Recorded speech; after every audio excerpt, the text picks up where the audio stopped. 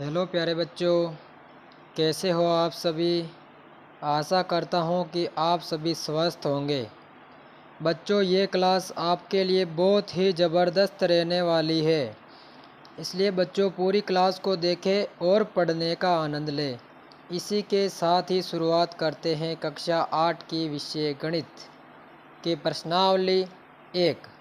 बच्चों, प्रश्नावली का नाम है परिमेय संख्याएँ। प्रश्नावली का नाम है बच्चों परिमेय संख्याएँ। हाँ तो बच्चों, क्या होती है परिमेय संख्याएँ? उससे पहले बच्चों हम जानेंगे प्राकृत संख्याएँ।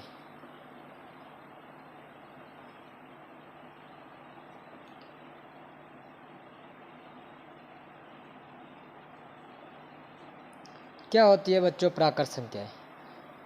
बच्चों, प्राकृत संख्याएँ जो अपन गिनती में गिनने वाली संख्या को प्राकृत संख्याएँ कहते हैं। जैसे 1 2 3 4 5, इसी प्रकार किसी भी संख्या को अपन गिन सकते हैं, वो प्राकृत संख्याएँ होती है। ठीक है बच्चों, जैसे 1 हो गया, 2 हो गया, 3 हो गया, 4 हो गया। बच्चों ऐसे ये चलती जाएगी। कहाँ तक चलेगी बच्चों? अनंत तक। कहाँ तक चलेगी? अनंत तक। मतलब आप जितना गिन सकते हो वो गिन सकते हो। ठीक है बच्चों, उसके बाद में आता है पूर्ण संख्याएँ। पूर्ण संख्याएँ, हाँ बच्चों, क्या होती है पूर्ण संख्याएँ? जो प्राकृत संख्या में एक जीरो और ऐड कर दिया जाए, एक जीरो और जोड़ दिया जाए, तो ये कौन सी संख्या बन जाती है बच्चों? पूर्ण संख्याएँ। 0 1 2 3 से लेकर अनंत तक। प्राकृत संख्या शुरू हो रही है 1 से और पूर्ण संख्याएँ शुरू हो रही है 0 से। बच्चों, प्राकृत संख्या और पूर्ण संख्या में केवल 0 का ही अंतर है। प्राकृत संख्या 1 से स्टार्ट होती है और पूर्ण संख्या 0 से स्टार्ट होती है। ठीक है बच्चों, अब आ जाओ तीसरे नंबर की संख्या है पूर्णांक संख्याएँ। पूर्णांक संख्याएँ, हाँ बच्चों, क्या होती है पूर्णांक संख्या? देखो बच्चों, पूर्णांक संख्या यदि अपन पूर्ण संख्या के अंदर यदि हम पूर्ण संख्या के अंदर, ये तो हो गई बच्चों, ये तो हो गई पूर्ण संख्या। इसके अंदर यदि हम माइनस वाली संख्याएँ, मतलब ऋणात्मक संख्याएँ जोड़ देते हैं, तो कैसी संख्या बन जाती है? पूर्णांक संख्याएँ। बच्चों, ये जो माइनस वाली संख्या है इसको कहते हैं ऋणात्मक संख्या, और ये जो इधर इधर प्लस वाली चलेगी इसको कहेंगे धनात्मक संख्या। तो बच्चों, ये इधर सारी प्लस की संख्या है, इसलिए अपन इनको कहेंगे धनात्मक पूर्णांक। क्या कहेंगे बच्चों? धनात्मक पूर्णांक। और ये सारी की सारी इधर माइनस में है, इनको कहेंगे ऋणात्मक पूर्णांक। क्या कहेंगे बच्चों? ऋणात्मक पूर्णांक। मतलब सभी माइनस वाली संख्या को अपन कहते हैं ऋणात्मक पूर्णांक, और प्लस वाली को हम कहते हैं धनात्मक पूर्णांक। ठीक है बच्चों, तो बच्चों ये 0 1 अकेला छूट गया, ये धनात्मक होगा कि ऋणात्मक होगा? सभी बच्चों के मन में सवाल अवश्य उठता है, भाई 0 ऋणात्मक है या धनात्मक, मतलब प्लस का होगा माइनस का होगा? बच्चों, 0 नहीं तो प्लस का होता है, नहीं माइनस का होता है। मतलब 0 नहीं तो धनात्मक होता है और नहीं ऋणात्मक होता है, उदासीन होता है। ठीक है बच्चों, इसके बाद में आओ बच्चों परिमेय संख्या। कौन सी संख्या? परिमेय संख्या। बच्चों, हमारे अध्याय का नाम है परिमेय संख्याएँ। तो अपन जानेंगे परिमेय संख्याएँ किसे कहते हैं। बच्चों, ऐसी संख्याएँ जिसे अपन भिन्न के रूप में लिख सकते हैं। भिन्न का मतलब क्या हो गया बच्चों? बटा के रूप में, P बटा Q के रूप में लिख सकते हैं। बच्चों, यहाँ पे P क्या हो गया? पूर्णांक, और Q भी क्या है बच्चों? पूर्णांक है। पूर्णांक मतलब अभी जो हमने पढ़ा है जस्ट, ये सारी की सारी पूर्णांक संख्या है। मतलब जैसे हो गया बच्चों, जैसे 3/4। बच्चों देखो, ये 3 भी पूर्णांक है और 4 भी पूर्णांक है। तो जिसे अपन बटा के रूप में, मतलब भिन्न के रूप में लिख सकते हैं, वो कैसी संख्या कहलाती है बच्चों? परिमेय संख्या है। एक दो उदाहरण और लेते हैं। जैसे -5/6। देखो बच्चों -5 ये भी इसके अंदर आएगा ऋणात्मक पूर्णांक के अंदर, और ये 6 भी पूर्णांक के अंदर ही आएगा, मतलब पूर्णांक बटावा पूर्णांक। ये क्या हो गया बच्चों? परिमेय संख्या। लेकिन बच्चों एक चीज़ ध्यान रखना, क्यू का मान 0 नहीं होना चाहिए। क्यू नॉट इक्वल टू 0, इसका मतलब होता है बच्चों क्यू का मान 0 नहीं होना चाहिए। अब क्यू क्या है बच्चों? क्यू ये हर में है, तो मतलब ये नीचे वाली हर की संख्या में 0 मान नहीं होना चाहिए। जैसे बच्चों मैं लेता हूँ, मान लो 5/0 ले लेता हूँ, 5/0 ले लेता हूँ। ये बच्चों परिमेय संख्या नहीं है, ये परिमेय संख्या नहीं है, क्योंकि 0 का भाग 5 में देंगे तो कितनी बार जाएगा? जाएगा ही नहीं बच्चों। तो ये क्या हो जाएगा? अपरिभाषित, इसलिए ये परिमेय संख्या नहीं होगी। बाकी सभी बटा के अंदर 0 के अलावा कोई सी भी संख्या हो, सारी कैसी होगी बच्चों? परिमेय संख्या। ठीक है बच्चों। अब बच्चों यदि मैं पूछूं क्या पूर्णांक संख्या परिमेय संख्या हो सकती है? बिल्कुल हो सकती है बच्चों, पूर्णांक संख्या परिमेय संख्या हो सकती है। अब आप सोच रहे होंगे सर परिमेय संख्या को तो अपन बटा के रूप में लिख सकते हैं, ये पूर्णांक संख्या तो बटा के रूप में लिखी हुई नहीं है, तो कैसे पूर्णांक हुई? देखो बच्चों, जैसे ये 5 है, अब ये 5 है, ये 5 इस पूर्णांक है ये 5, लेकिन बच्चों ध्यान रखना, मैं यदि इसके नीचे 1 लगा देता हूँ तो ये कैसे बन गए बच्चों? पूर्णांक।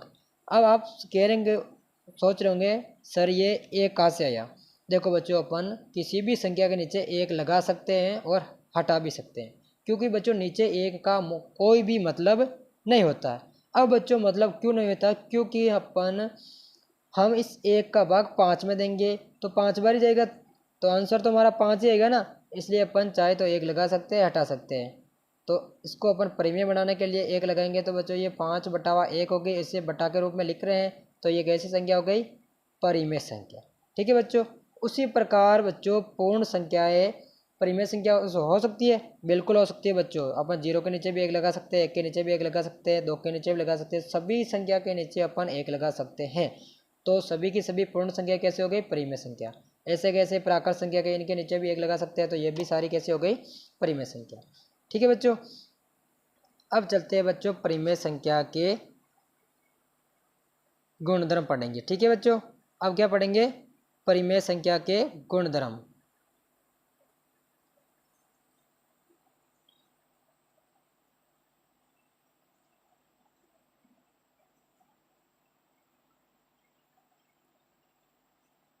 परिमेय संख्याओं के गुणधर्म। अब बच्चों ये गुणधर्म क्या होता है? कोई बच्चे पहली बार पढ़ रहे होंगे, जो दूसरी बार पढ़ रहे हैं अच्छी बात है, पहली बार पढ़ रहे हैं। गुणधर्म का मतलब होता है बच्चों नियम। इसमें परिमेय संख्या के क्या क्या नियम होते हैं? गुणधर्म। ठीक है बच्चों। अब देखो, सबसे पहला गुणधर्म है बच्चों संवर्त का गुणधर्म। संवर्त गुणधर्म में कौन सा गुणधर्म है बच्चों? संवर्त गुणधर्म में। अब बच्चों संवर्त गुणधर्म परिमेय संख्या में कैसे लागू होगा? देखो बच्चों, परिमेय संख्या में ये योग, व्यवकलन, गुणा और भाग के जो अंतर्गत संवर्त होगा वो ये संवर्त का नियम कहलाएगा। यदि परिमेय संख्या पर सबसे पहला तो है एक संक्रिया। बच्चों संक्रिया का मतलब जैसे जोड़, बाकी, गुणा, भाग। सबसे पहले यदि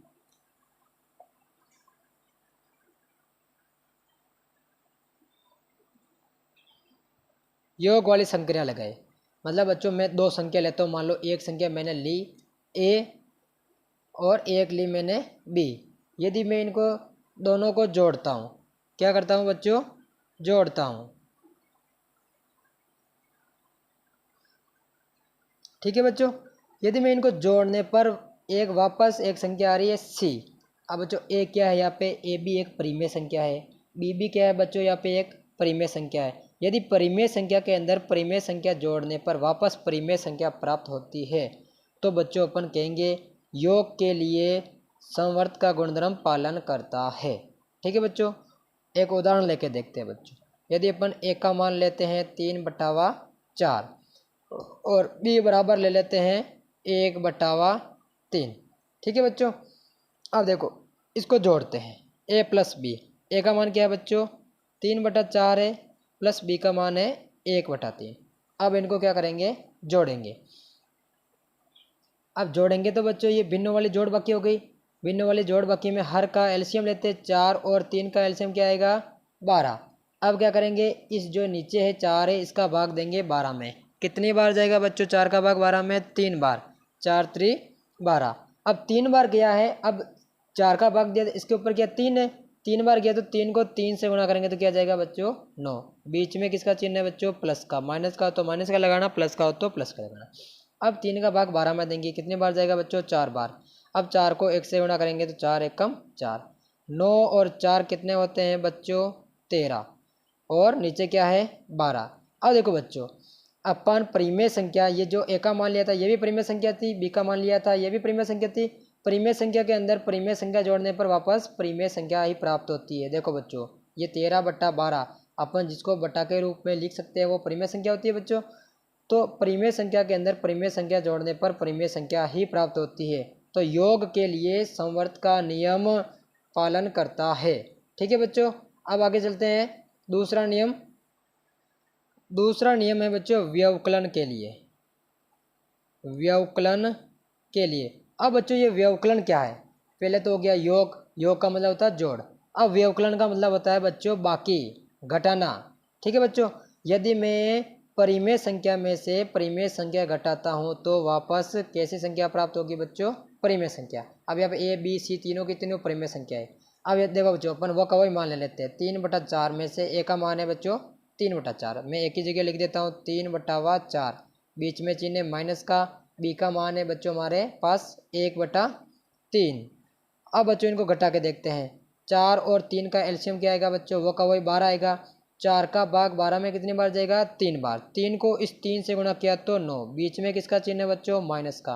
अब 3 का भाग 12 में कितनी बार जाएगा बच्चों 3 चौक 12, 4 बार जाएगा। 4 को 1 से गुणा करेंगे तो 4, 9 में से 4 गए तो बच्चों 5, और नीचे क्या है बच्चों 12। देखो बच्चों परिमेय संख्या में से परिमेय संख्या घटाने पर परिमेय संख्या ही प्राप्त होती है। देखो बच्चों 5/12 जिसे अपन बटा के रूप में लिखते हैं वो परिमेय संख्या होती है। तो बच्चों अपन कह सकते हैं व्यवकलन के लिए संवर्त का नियम या संवर्त का गुणधर्म पालन करता है। इसी प्रकार बच्चों तीसरा, आगे चलते हैं बच्चों। तीसरा है गुणा के लिए। गुणा के लिए मतलब एक संख्या को अपन एक परिमेय संख्या को दूसरी परिमेय संख्या से गुणा करेंगे तो वापस ही परिमेय संख्या आएगी। जैसे बच्चों ए का मान उधर हमने लिया था 3/4 गुणा बी का मान 1/3 बराबर क्या आना चाहिए बच्चों, भिन्नों के गुणा कैसे करते हैं बच्चों, ऊपर वाली संख्या को ऊपर से गुणा करते हैं और नीचे वाले को नीचे से गुणा करते हैं। या फिर बच्चों अपन काट भी सकते हैं, इधर से इधर काट सकते हैं, यूँ भी काट सकते हैं, ऊपर नीचे भी काट सकते हैं बच्चों, लेकिन ऊपर से ऊपर कभी मत काट लेना और नीचे से नीचे भी कभी भी मत काट लेना। ठीक है बच्चों, अब 3 एकम 3 और 3 एकम 3। अब 1 को 1 से गुणा किया तो 1 और 4 को 1 से गुणा किया तो बच्चों 4। देखो बच्चों परिमेय संख्या को परिमेय संख्या से गुणा करने पर वापस हमें परिमेय संख्या ही प्राप्त हो रही है। तो बच्चों अपन लिख सकते हैं, अपन कह सकते हैं भाई गुणा के लिए संवर्त का नियम परिमेय संख्याओं के लिए संवर्त का नियम पालन करता है। ठीक है बच्चों, अब आते हैं चौथा विभाजन के लिए। किसके लिए, विभाजन के लिए। बच्चों विभाजन का मतलब होता है भाग। क्या होता है बच्चों, भाग।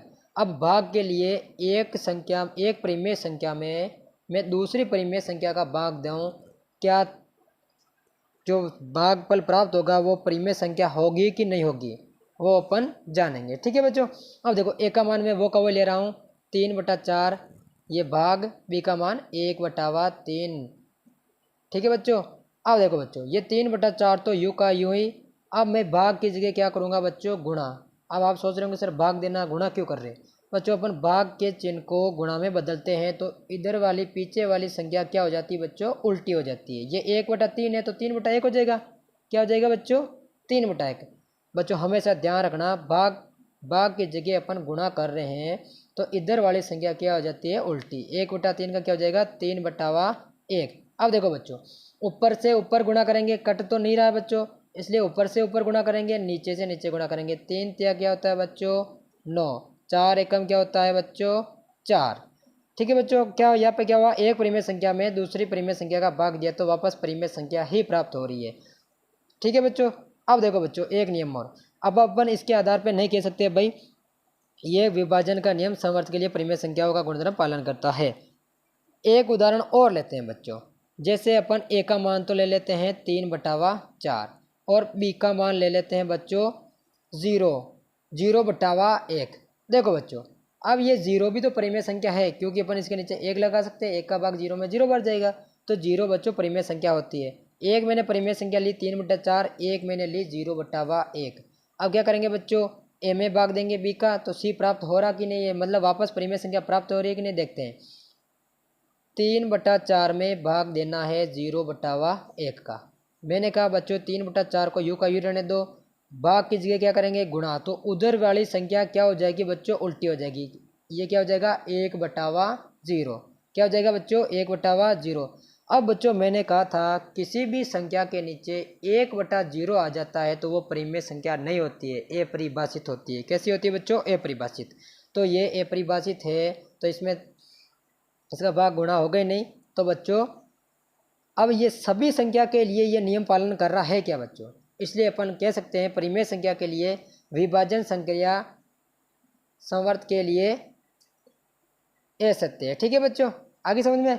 इसी प्रकार बच्चों आपको वीडियो कैसी लगी देखते रहे अगली क्लास से। सारी क्लासें देखे बच्चों, इसी प्रकार जिस प्रकार अभी आपको समझ में आ रहा है उसी प्रकार सारी क्लासें मैं आपकी लूँगा। और बच्चों पढ़ने का आनंद ले। वीडियो अच्छी लगी हो तो अपने दोस्तों को शेयर करें, सब्सक्राइब जरूर करें बच्चों, और बेल आइकन का बटन जरूर दबाएं ताकि कोई वीडियो अपलोड करते ही बच्चों आपके पास तुरंत मोबाइल में पहुंच जाए। ठीक है बच्चों, ओके बाय।